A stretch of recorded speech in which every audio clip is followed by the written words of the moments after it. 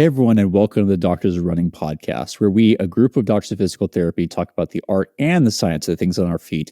Today, we have a trio of us going to talk about some very interesting topics that might diverge a little bit from the normal footwear stuff, although footwear will probably be involved. We have Dr. Myers and Dr. Salas with us, and myself, Matt, as the founder of Doctors of Running. How are you two doing? It's good to finally have all three of us on, because we don't always get to have Andrea on, because usually we record around like 5 o'clock p.m. PST, and Andrea doesn't always work for that. So this is where we get a little earlier in the day. So it's this Sunday or about 1 o'clock, although it's 1:15 now because we've been talking for so long about Marionberry cold foam, which for the listeners out there, if you're in Oregon from Burgerville, does not taste very good. But that is totally off topic. How are you two doing? There goes our sponsorship from them. Yeah, it's fine. I know. I was really looking forward to that Burgerville sponsorship. I will say, as someone, I guess In-N-Out's still alive, so I guess fingers crossed. This is probably sacrilegious, having been in California for 15 plus years. I still think that Burgerville is better than In-N-Out, although In-N-Out is currently invading the Oregon area, and they're opening a bunch here, so that might have to change. I don't know. That's just my opinion. I will say, I think In-N-Out, I will say it's overrated, but it's not from the standpoint of like, I think that's a very Santa Barbara thing to say. From a cost to quality standpoint, it's actually pretty good, right? Like, it doesn't cost as much as a lot of the other places, but after you wait in that giant line, get your food, like, I don't know if it's worth that. Like, I feel like it could be a full 30 to 45 minute process to get your burger. And I'm like, I saved what, $2. Andrew, do you have an opinion on this? I'm trying to think if I've ever had In-N-Out burger, and I don't think I have. It's not bad though. It actually is pretty good. Yeah. So I don't know. Okay, got it. Anyway, speaking of nutrition, we're going to go into our Skratch Labs, What's on Our Feet right now, which again is sponsored by them. If you are interested in trying out their products, which a lot of us have really, really enjoyed them over quite some period of time, having the chocolate recovery is a staple in my recovery stuff, and it's great as we're getting into winter to be able to use that as basically a hot cocoa substitute, and it's great after runs. If you want to try anything for the first time for them, you can use our name, Doctors of Running, as a code to get 20% off your first order. But as we're talking about what we're testing right now, Andrea, what are you currently testing that's interesting? What's on your feet? So I've been testing the TYR Maverick, which is a really interesting shoe. It's super light. They sent a scale with our pairs. So my pair, which is women's 9.5, weighs 7 ounces, which is crazy. The stack height is like 44.38, I think. Mm-hmm.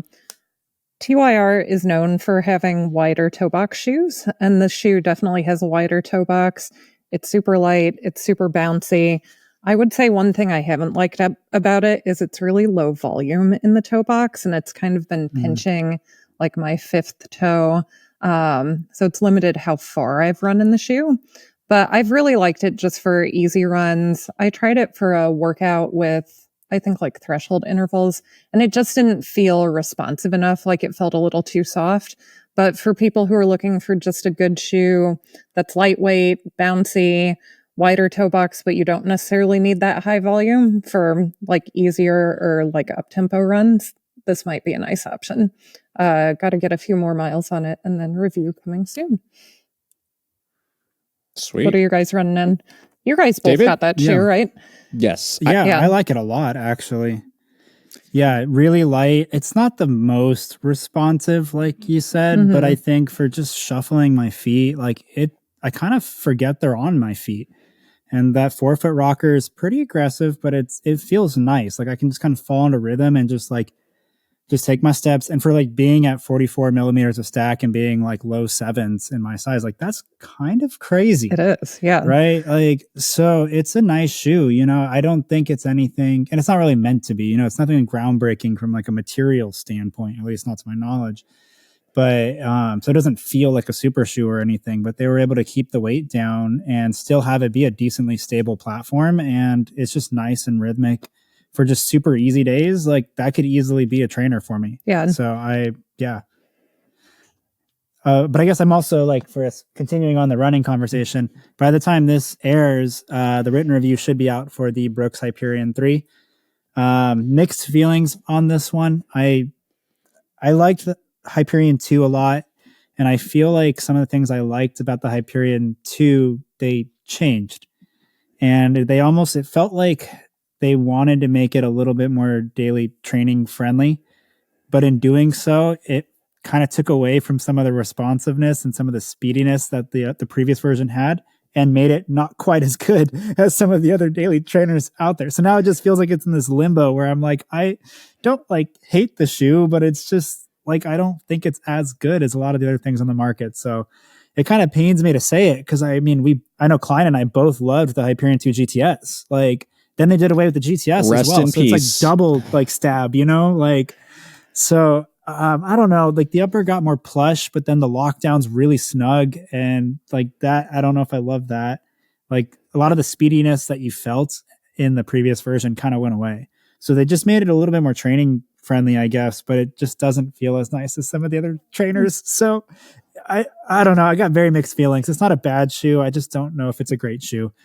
Very neutral. All the things that used to apply still apply. It's just a little bit more of it, and it's a little bit more plush. And maybe some people will like that more. But one of the things I liked about it was still one of those shoes that was kind of on the lighter end, lower to the ground, snappy. Like I could easily trust it for track workouts. And not that I can't run on the track with this, but it feels like it's getting away from it to where I'm like, I'm just going to opt for something else. I just don't feel like that's what I would be choosing anymore. And then other things, sorry, just giving a quick shout out for some apparel stuff. Some of the stuff I've been running in, now that I've gotten more miles on it, this will be kind of a surprise one, but this is the 2XU 5-inch short. Just ran a long run in it today, so they're a little stinky, so I'll put them over there away from here. But they're really nice. They're super nice, and I believe they're the Aero 5-inch short. I got to fact check that, but I looked on their website, and the Aero 5-inch short currently is on sale for like 30 something bucks, full price 45. So for the price, I actually think it's a very, very good short. And then we're also doing, I had the New York City collaboration with Rabbit sent to me, and I've been running in those. And so technically it's Boko gear at the hat, but also did the long run with this today.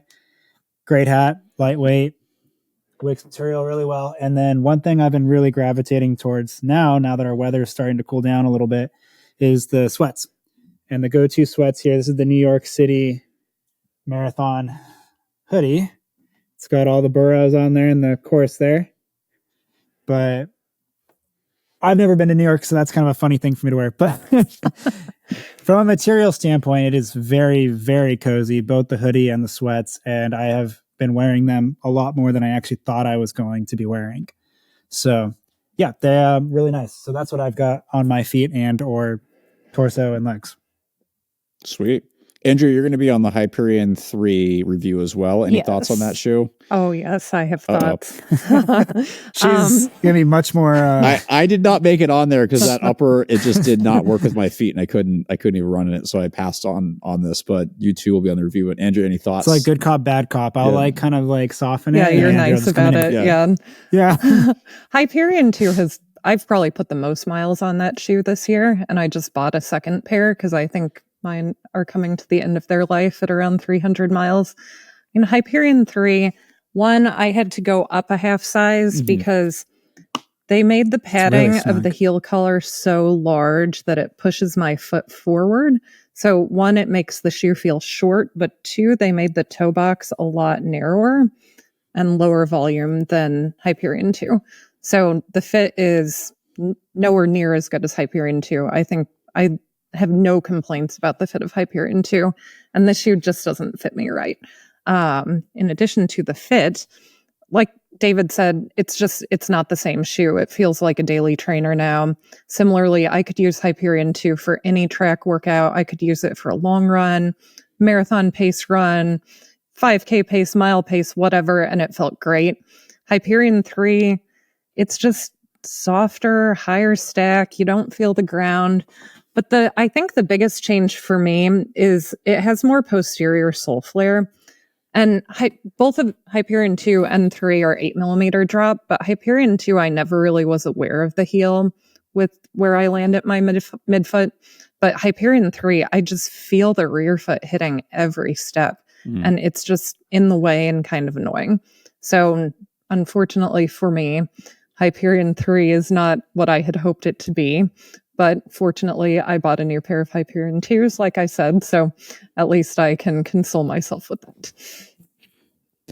I was making fun of poor Andrea that like she really loved the Hyperion 2 and the Hyperion Max 1 and 2 to some degree, correct? It wasn't as good as 2 was Hyperion 1. okay. It was okay. Yeah, But I couldn't then- use it for everything like Right. 1, but it was still decent. So I was making fun of her because they ruined all of her favorite I shoes. know. Whereas for me, I really, other than the upper, I really enjoyed the Hyperion Max 3, like the midsole. Even though it's not that midfoot gap isn't the most stable for me, it was starting to work for me, and then they ruined her series. So poor Andrea.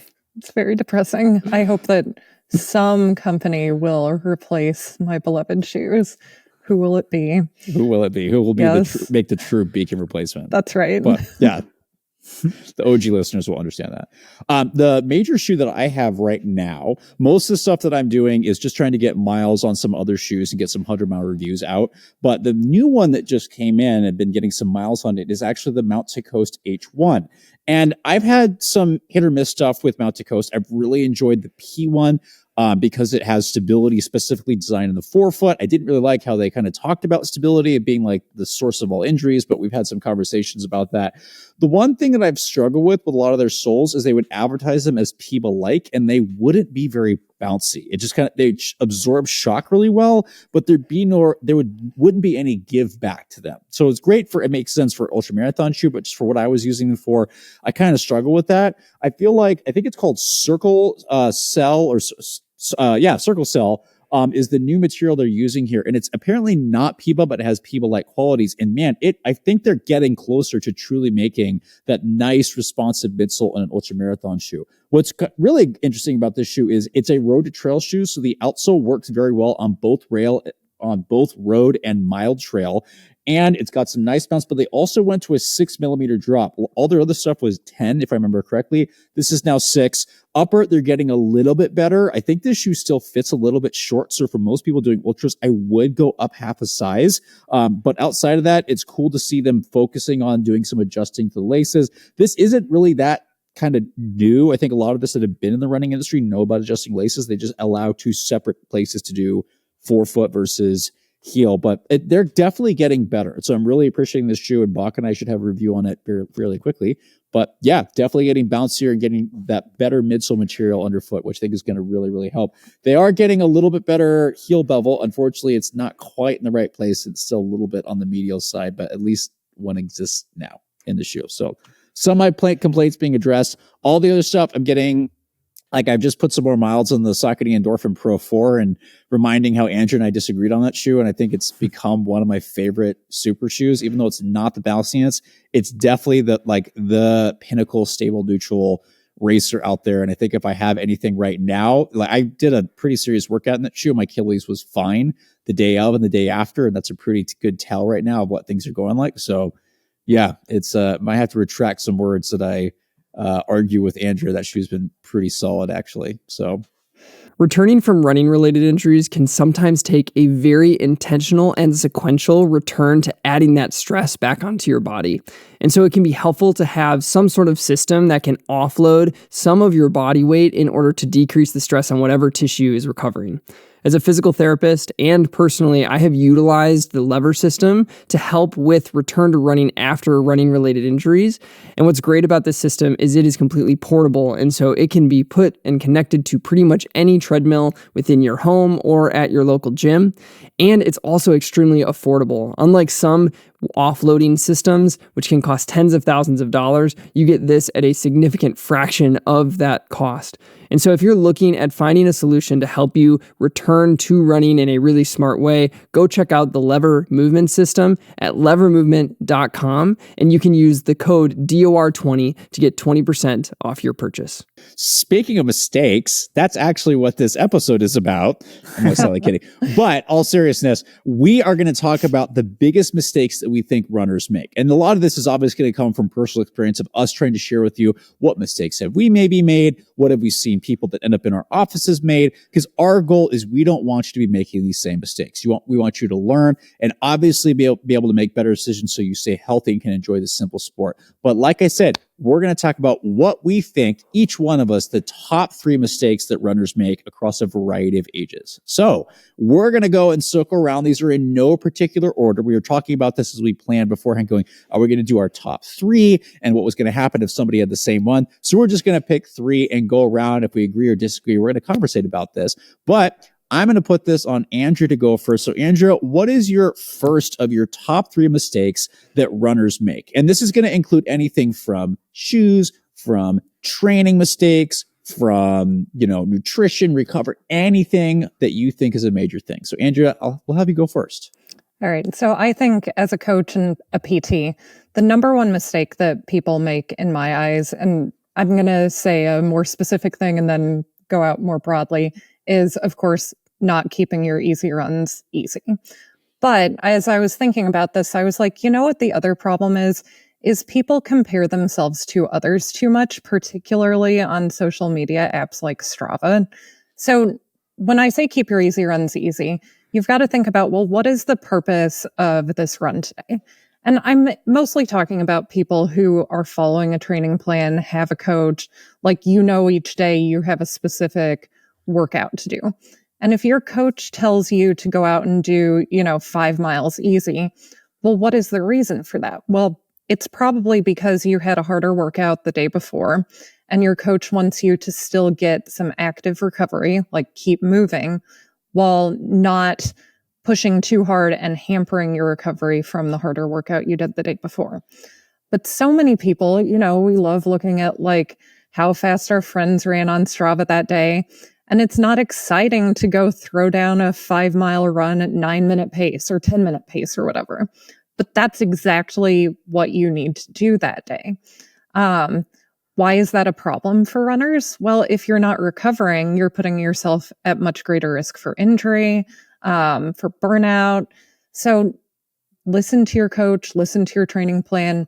If it says easy day, keep it an easy day. And then as far as like the broader thing, like comparing yourself to others, I mean, we're all guilty of that, right? Like I do that, you guys do that.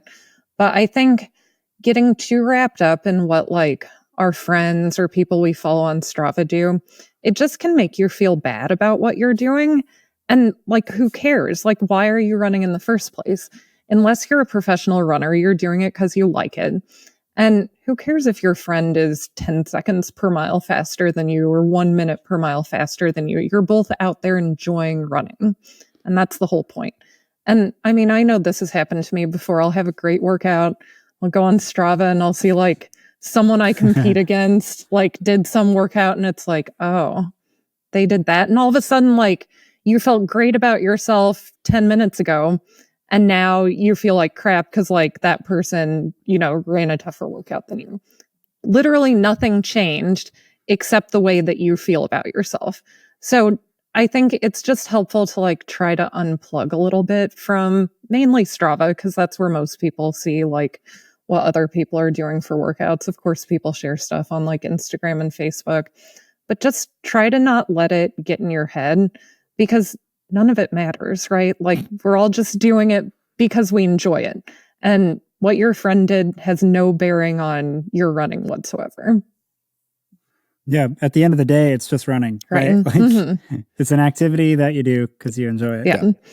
We are not, most of us are not professional athletes. The number that are action professionals is really, really tiny. And I say that being married to one of them who was previously a professional athlete. And she is very happy to now be more, although still fast, more on the recreational side where she can do pretty much whatever she wants. So enjoy it. That was great.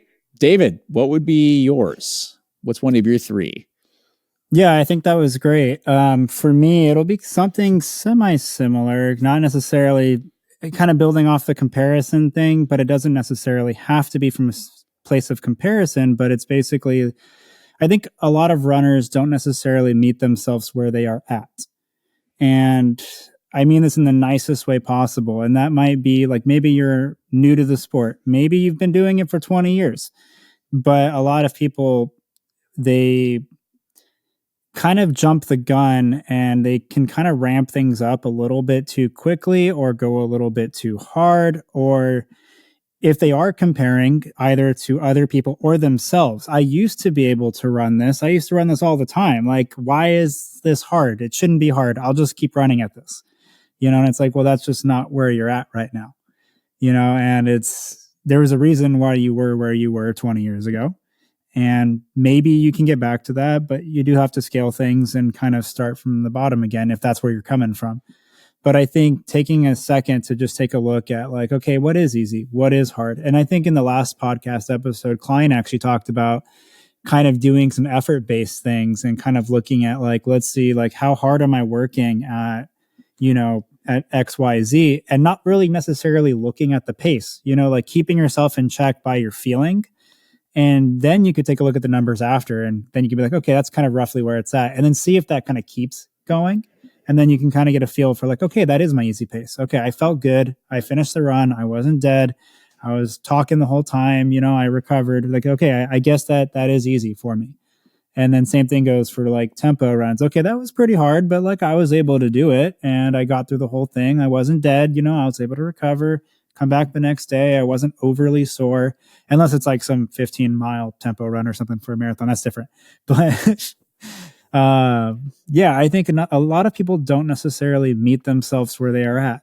And whether that's, comparing to others and seeing what people are doing on Strava, or I feel like we're just saying a lot of bad things about Strava. Strava's great in its own way. Sorry, Strava. But or just looking at other things, like the other person in the run club is running that fast. I should just run that fast because we're all at the same club. So why not?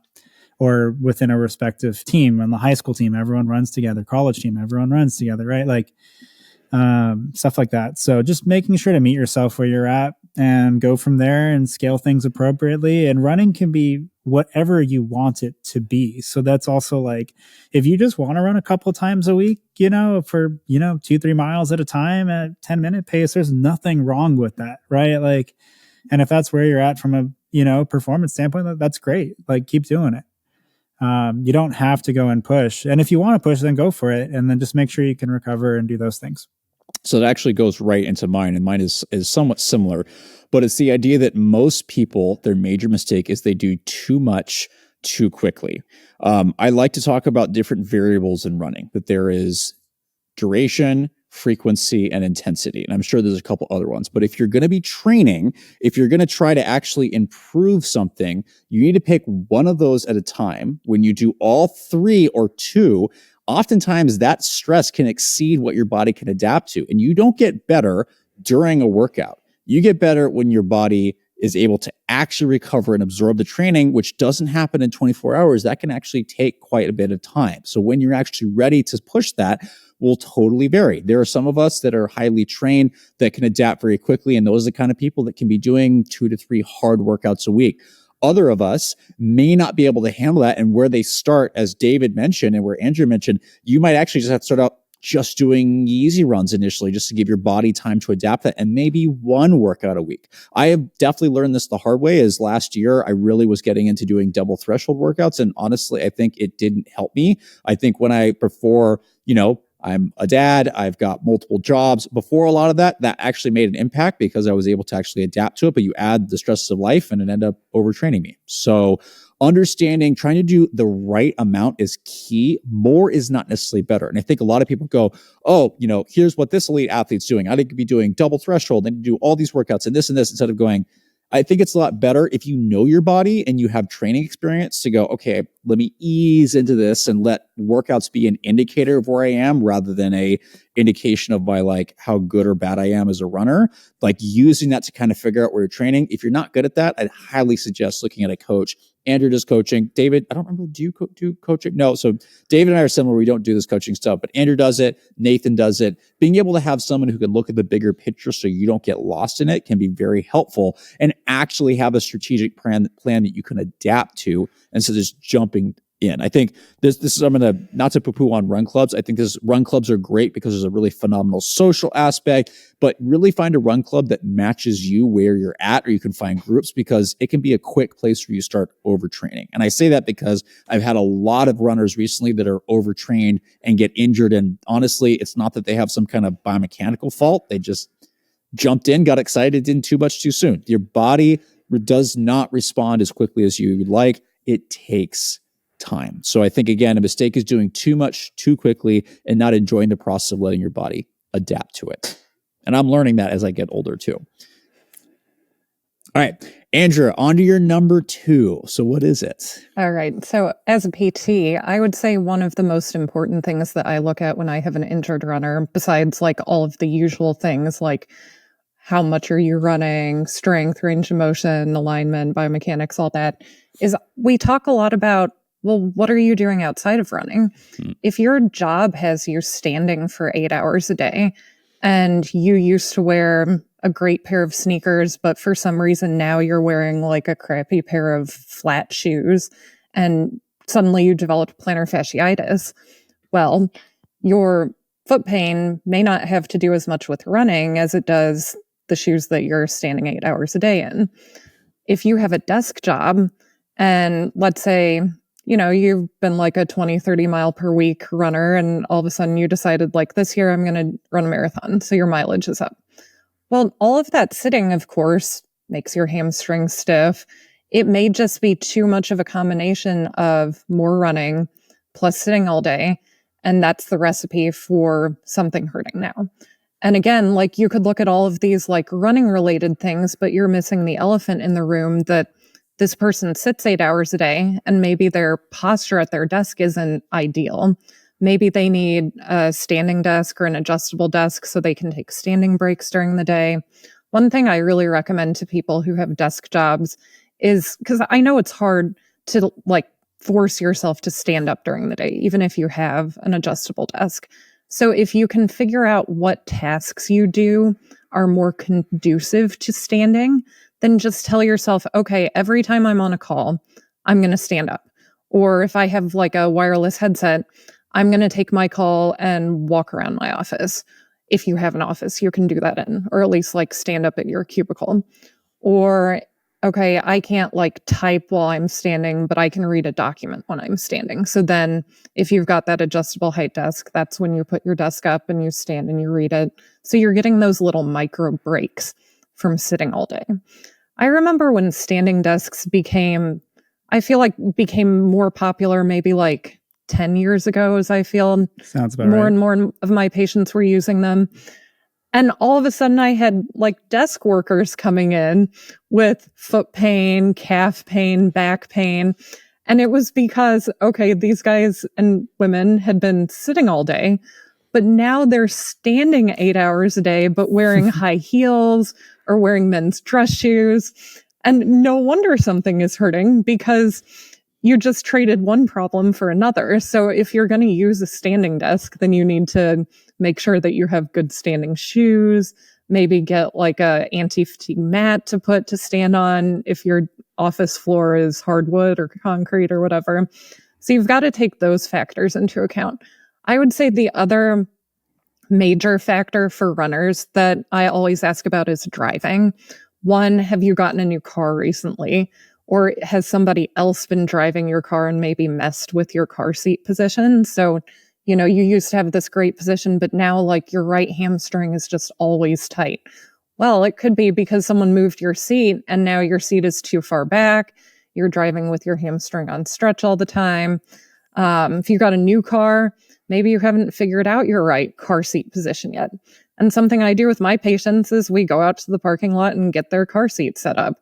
You know, newer cars at least have like those memory buttons. So once you have a position set, it'll remember it. But just going out and seeing like, okay, show me how you typically sit when you drive. And I can't tell you how many people like lean on the center console or lean on the window or driving like this. And if you spend any significant amount of time in the car, of course that's going to result in some things being tighter than others. And if that's a new change for you and you're having new pain while running, again, your pain while running might have nothing to do with running. It might have to do with your change in driving habits. So I would definitely encourage both physical therapists who listen to this podcast, coaches, but also runners. If you are having a problem, you need to make sure that you consider all of the things in your life that could be contributing, not just focusing on the running part. David, do you mind if I think that's great. Do you mind if I jump in really quick to add to that? Not to skip you, I promise we'll come back. I would say to go off of that is adapting the training to life stressors. Yes. So if you have a change in your job or you're someone that has to stand for long periods, that's going to be fatiguing. And Andrea mentioned this. I had the same thing where I have a standing desk, and I think what's really important with those desks is, and emphasizes, there is no such thing as a perfect posture. The best posture is the one you're in for the least amount of time. I.e., you should be moving and kind of going in and out and being able to adjust frequently. So those of us with ADHD tend to be a little bit better because we're always adjusting, whereas those who may not, you may be in a more static position. So that can be one factor, but also understanding that your training extends beyond just running. If you had to go walk, you walk a lot for your work, or you suddenly had to do some kind of new physical activity, or you suddenly don't, those changes can impact your activity. If you have more stress in your life, this is something I'm doing as a parent with multiple jobs, that's going to decrease my threshold for how much I can train, because it's the life stress plus the training stress that combine together, and your body doesn't know the difference between those. Yeah, I'm at a higher risk for injury right now, which is why I've actually backed off some mileage, just trying to make sure I can make it through it. So understanding the big picture rather than thinking running is in its isolation. And the other piece of that is cross training is a big thing. Is if runners are injured, or if they suddenly go, oh, I'm going to add cross training in, that's additional stress. That's additional training. And you need to factor that in and realize that you can injure yourself doing cross training too. So those people that I've had so many times where I'm like, what happened? Like, I don't know. Like, I started cross training more. I thought it'd be better. I'm like, oh, great. What are you doing? Oh, I'm at like Orange Theory now for like an hour and a half every single day. I'm like, did you ease into that? No, I just started because I thought it'd help my fitness. And you're like, so you're going 6 days a week. It's like, well, that's A, expensive, and B, how many hours? 3, 6, like 9 hours additional of training a week that wasn't there before, that you just suddenly added. Yeah, like something was going to give. Your body needs time to adapt to stuff, and it doesn't necessarily know the difference between a life stressor, cross training, or running. So making sure you think about the big picture and not being afraid to push. We're not trying to scare you, but just really think about what is too much too soon, and being able to adapt to the constant changes and what happens each week is what's going to really, really help you most. So yeah, adapting training to life stressors in the overall picture is where I would say people make mistakes. But David, didn't mean to cut you off there. What is your second biggest mistake that you think people make? No, well, I was just going to go off of that too. All right. To kind of just look, and like, stress is stress, whether it's physiologic, whether it's acute physical, or even just psychological stress, right? Like, you just got a lot of things going on. Your body doesn't know the difference, like you said. And so over time, like, I almost compare it to like a scab. If you have a scab and you kind of just keep picking at it, the thing never really heals fully, right? And that's kind of how your body is with stress. And you don't want to dig yourself into a well. So I just kind of encourage people to take that step back and really just look at yourself and how you're feeling. And it's okay if you're a little tired every once in a while. No one does this sport without being tired every once in a while. But if you're noticing a constant trend of just having lower and lower energy levels, so that's not a good thing. So you have to kind of look and be like, maybe I got to adjust a couple things. So just building off of everything you guys just said. I think for my next one, this is going to be more on the performance side of things. And I think we're looking probably more at the high school, college, post-collegiate kind of crowds here. But I think too many runners link their athletic performance with their self-esteem, their success, how they are doing, even outside of running. Like, if they don't podium, they don't place, they don't get the time that they wanted, they somehow, like, a lot of people internally almost feel this sense of failure that they aren't enough because they didn't do it. And I think that I think there's a lot of runners that fall into that trap. And I think part of it is the system that we've set up, where running is a very performance oriented sport. You need time standards to make certain events. You need certain placements to win certain things. But at the end of the day, like we were saying, it's just running, right? And I think, like, there are things beyond this sport. And if you put your best foot forward on that day, that was your best day. That's the best thing you could have done. It's okay. And I think we're seeing a little bit of a shift in the culture, even at the professional level now, where people are starting to embrace that a little bit more.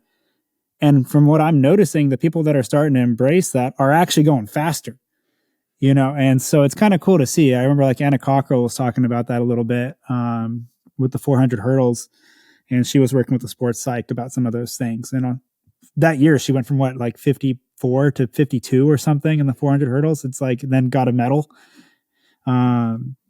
And it's not just track, it's everything. And that goes to the recreational population as well. I think a lot of people put a lot of weight into like, well, darn, I didn't make Boston. I was trying so hard. Like, it doesn't mean that all those miles were lost, right? Like, you had a good time doing it. You put your best foot forward. And at the end of the day, it's still a great effort. And a lot of people can't do what you're doing, regardless of whatever level you're competing at. And I think to take the step back and to look at the work that you've put in and really just appreciate yourself for the amount of work that you've done. I don't think enough people do that.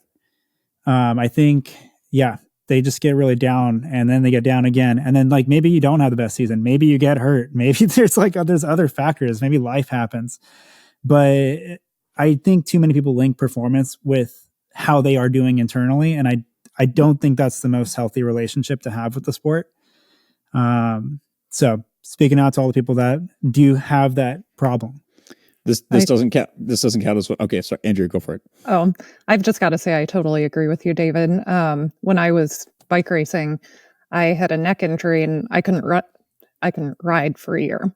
And that was like devastating to me. And it really made me realize how much being a bike racer was such a major part of my identity, that when I didn't have that, it was like, oh, well, what do I have? And, I had lots of great things in my life, right? But losing that, like, I actually ended up talking to a friend who's a sports psychologist to kind of work through it and figure out, like, okay, if I can't ride a bike again, because I really felt like that was going to be the case, then what do I fill that with? Like, how do I reshape my identity? And, fortunately, after a year, I actually was able to get back on the bike and I got back to racing for a while. But it definitely reshaped how I approached the sport. I think it made me a better athlete because I didn't tie like my whole self-worth to the outcome of my bike races. And I definitely was doing that for a long time. So I would absolutely encourage people who have the resources, work with a sports psychologist. A lot of them do like small group sessions. Shannon Thompson, who was on the podcast maybe 2 years ago, she does really great ones with runners. So I would encourage you to check those out. But yeah, there's more to life than sports, whether you're a professional athlete or just doing it because you love it.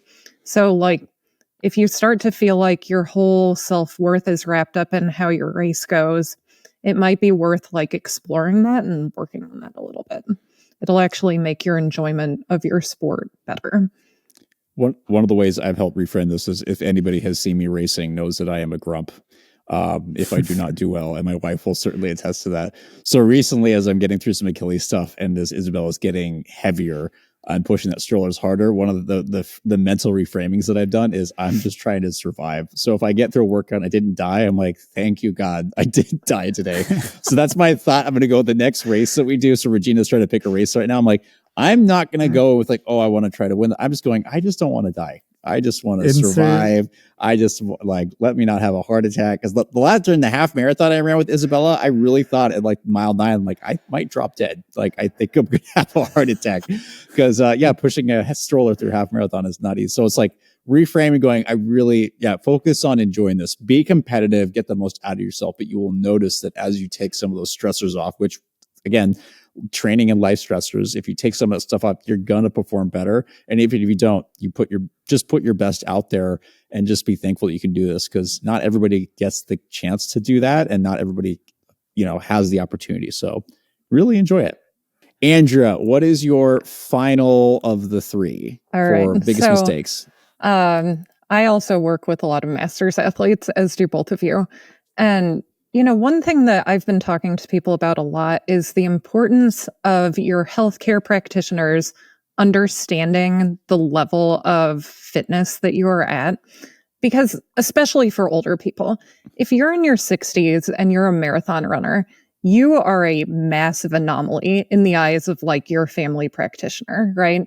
So if you go in and say to your family doctor, you know, like, I've been feeling more tired lately. Like, I used to be able to run 60 miles a week, but now, like, 40 miles a week, I just feel wiped out. Unless that doctor is well versed in endurance athletes, they're going to be like, well, you're fine. That 40 miles a week is enough. You don't need to run more than that. But you know that that is a big change for you. And that is probably a sign that something is wrong that needs further exploring. So, if possible, make sure that at least your general practitioner, and you should have a general practitioner even if you're younger, make sure that that person, if they're not an athlete themselves, is somewhat literate in working with endurance athletes, or at least listens to you and really understands what normal is for you. Because if they don't, and someday you have an issue where like energy levels are off, or just some new symptom that is affecting the level of training that you're doing is off, if they don't get what is normal for you, and because normal is so high level and so unusual, unfortunately, for doctors who deal with, you know, the general population, you really need to almost advocate for yourself to make sure that that doctor understands what's normal for you and that your current symptom is not normal. And I will even say that for orthopedists. I mean, we're all PTs here. How many times do we get a referral from an orthopedist that is just completely wrong about a runner's pain? I recently had a runner who had groin pain with running.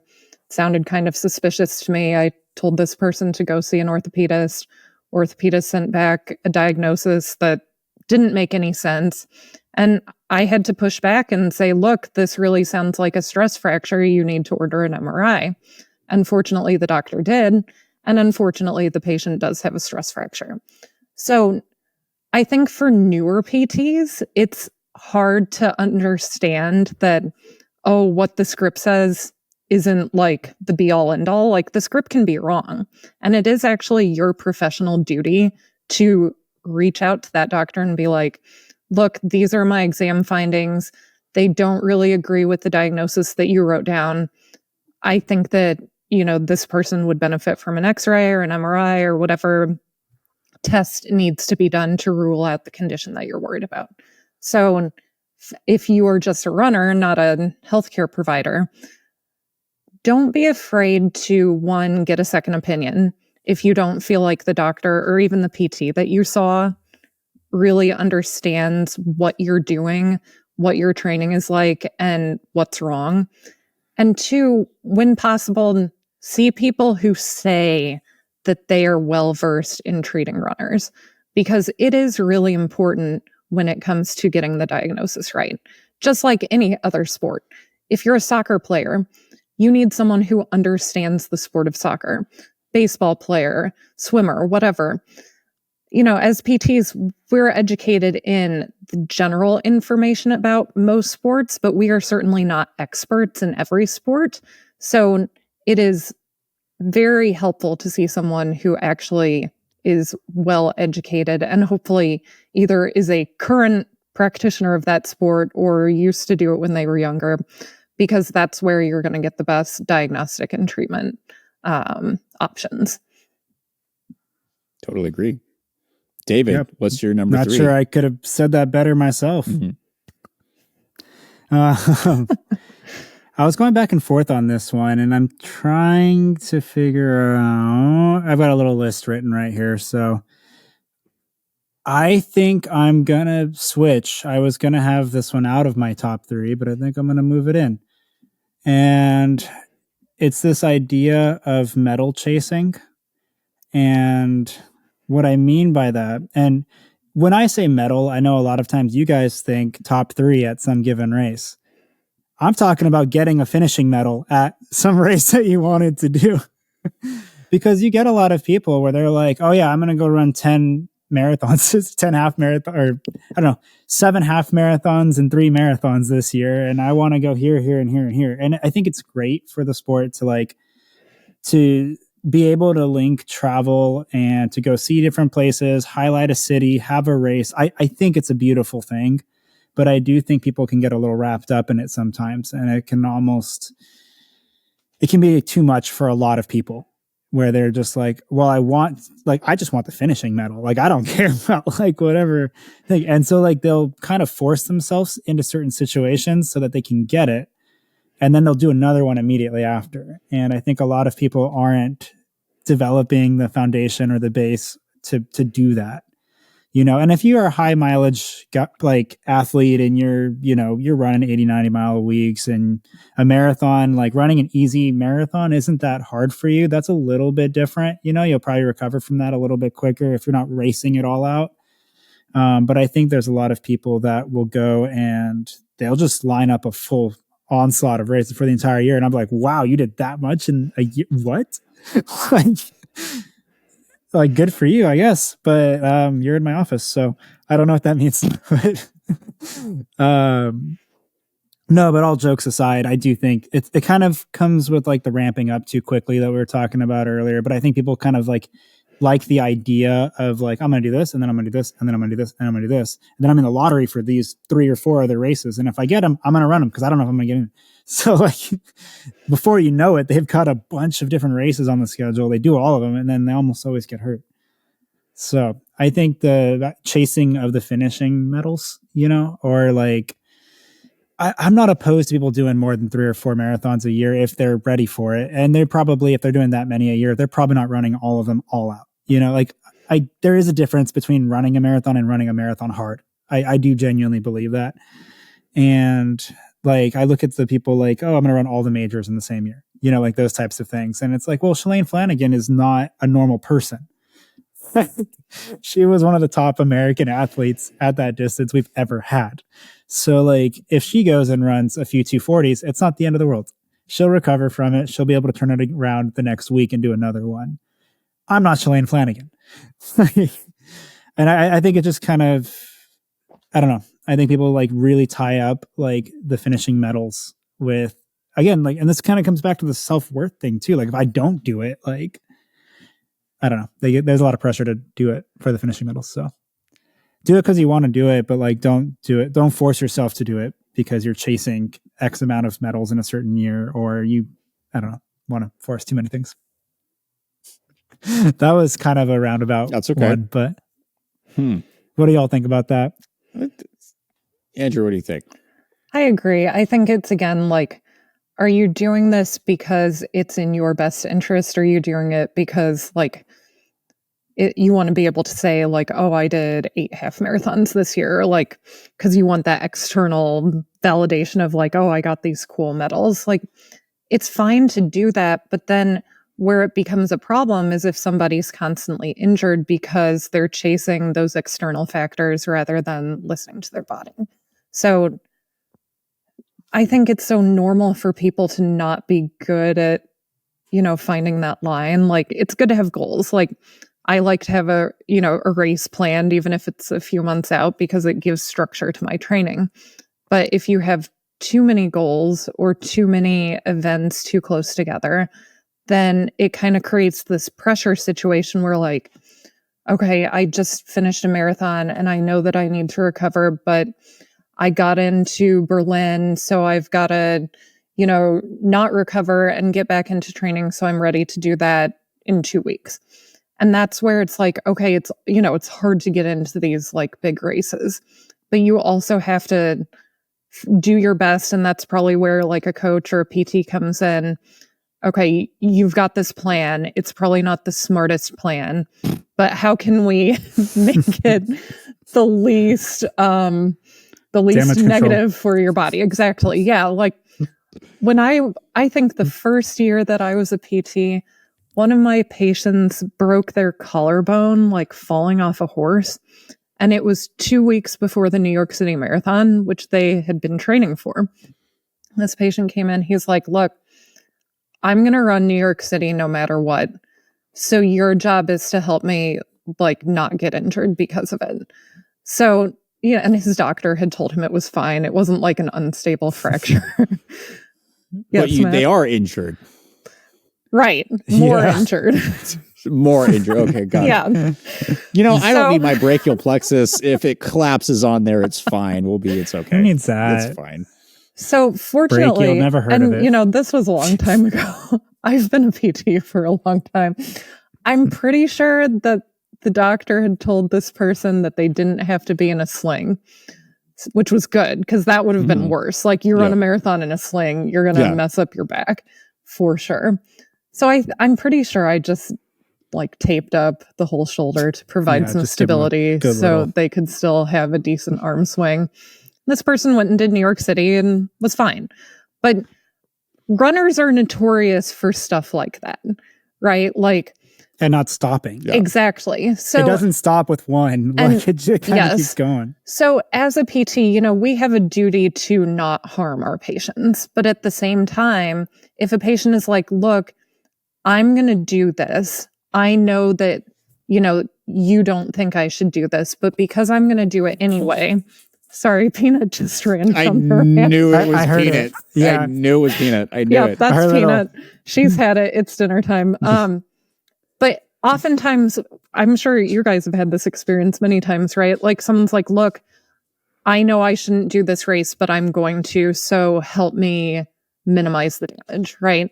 And I think that the best thing we can do as PTs is to help them, as long as them doing whatever they want to do isn't going to cause like severe injury or lasting injury. You know, if there's an orthopedist involved, communicate with that person.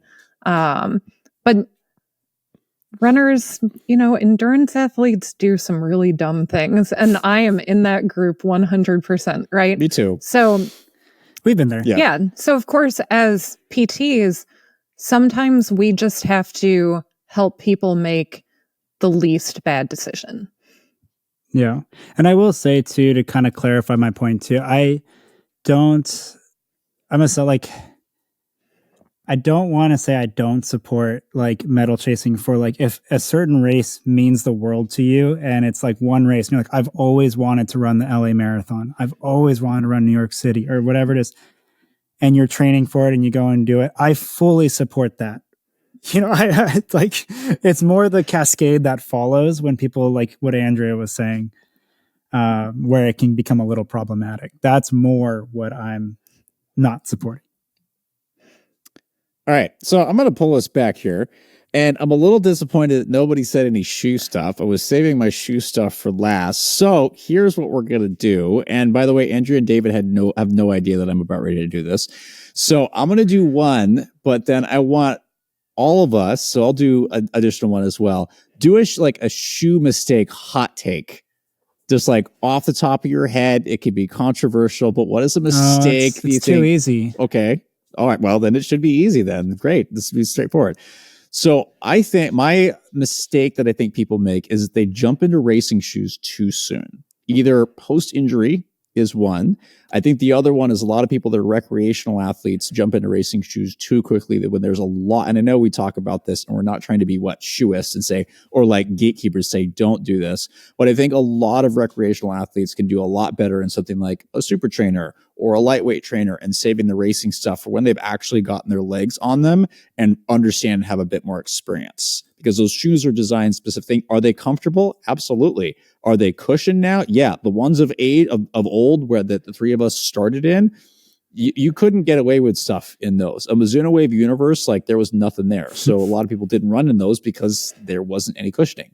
The new ones are really aggressive, really unstable frequently. We've got some stable options like Saucony Endorphin Pro 4, which is, I think, a great option for those just looking to get into something, although Andrea may disagree with me on that one. We'll see.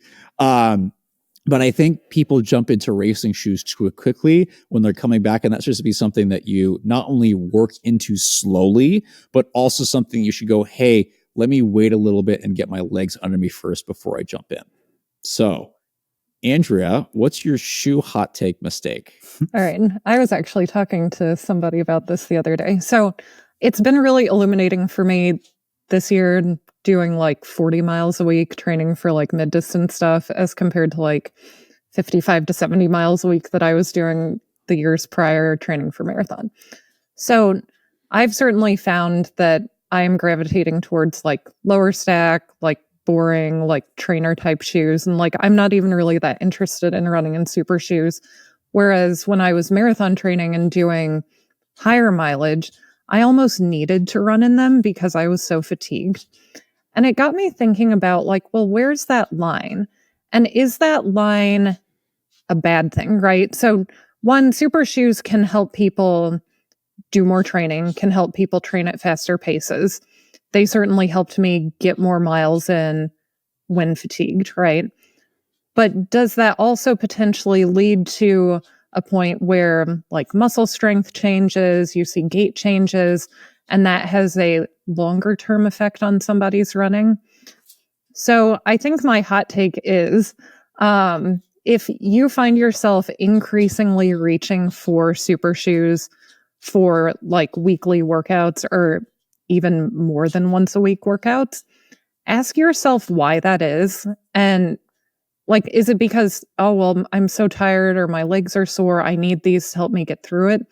Well, if that's the case, then what you probably actually need is to run in, you know, a more normal pair of shoes, run slower or back off the mileage so that your body doesn't, so you don't start seeing those changes associated with only running in super shoes, because we know how they shift loads off the calf and foot and onto the hip.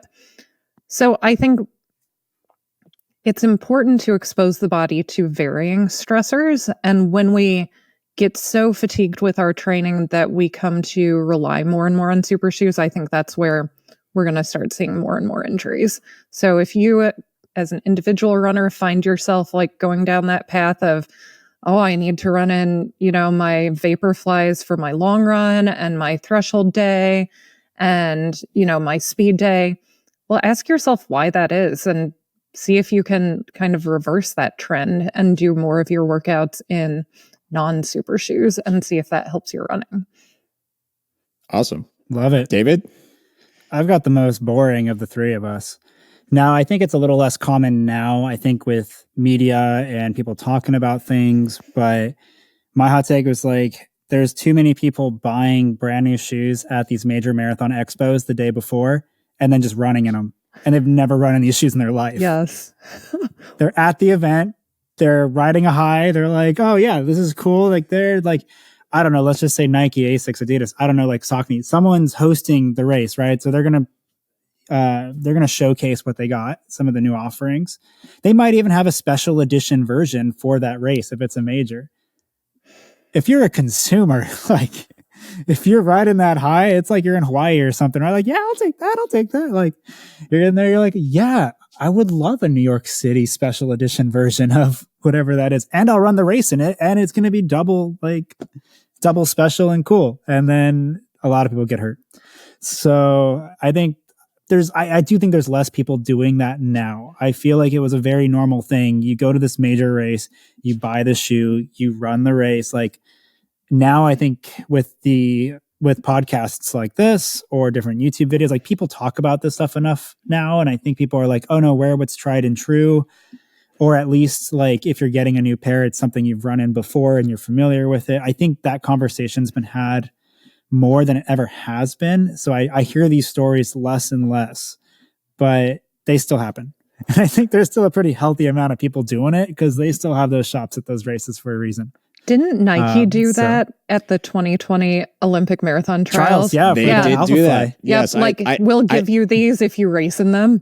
And they were brand new. No, they just gave it to everyone. Oh, they did? Yeah. So I had to talk. You didn't have to race in it. I had to talk Regina out of this because I was there with her and Curly was also there as well. So yeah, he had a pair. Regina was like, okay, I've been running in Vaporflies. I have a pair that I broke in and I'm ready to run in, but then I have these Alpha Flies. Like I've never run in this before. And I'm like, don't do that. It's the latest and greatest. And actually a study in my PhD, I was originally thinking about doing running shoes. So one of my classes, and I'm kicking for myself for never publishing this. I wrote this up as part of a stats class to go, hey, what % of people like shifted during the trials and like what were they wearing beforehand in the previous PR marathon? I forgot what the results were, but I was like, a good like 40 to 50% of people switched, including those that were sponsored by other companies, to the Alpha Flies, and their performance did not do well. Now that course was also insanely hard, and there was enough variables that messed with Atlanta, that. right? Atlanta, and I was like, I don't know if I could. I was before I was getting better at publishing. I'm like, I can't publish this. Like,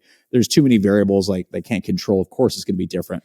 But they had notable performance decrements, and it was more frequent in the ones that wore the new shoe compared to the ones that stuck with their traditional ones. Now, it wasn't across the board. There were obviously some variation in that. Some people did. Riley kind of. Some people did super well in the Alpha Flies and had these massive performance. Yes, massive performance increases.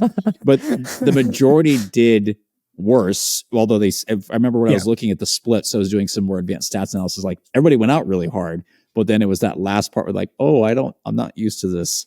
Then people started to fall off. All right, I'm going to do my last shoe hot take.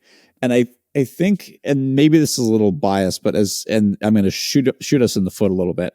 I think a lot of people tend to focus a lot more on their shoes than on the like really important aspects of their training. And I think there's some bias here, is that I think footwear is important. It's important to find something that really works well for you. And then once you find that, if it can be around for a while, if you have the basic things you need, something as simple as your daily trainer, right? And then maybe a faster shoe for workout days. Or if you really need to diversify out this enough, a daily training shoe, an up-tempo shoe, and a racing shoe. That's find what works for you. And then focus on, if you're really focused on training, focus on the training. Get your tools in order and then get the training stuff. And I will tell you this from personal experience, that switching shoes all the time isn't necessarily the greatest thing, because you're always trying to get used to something new.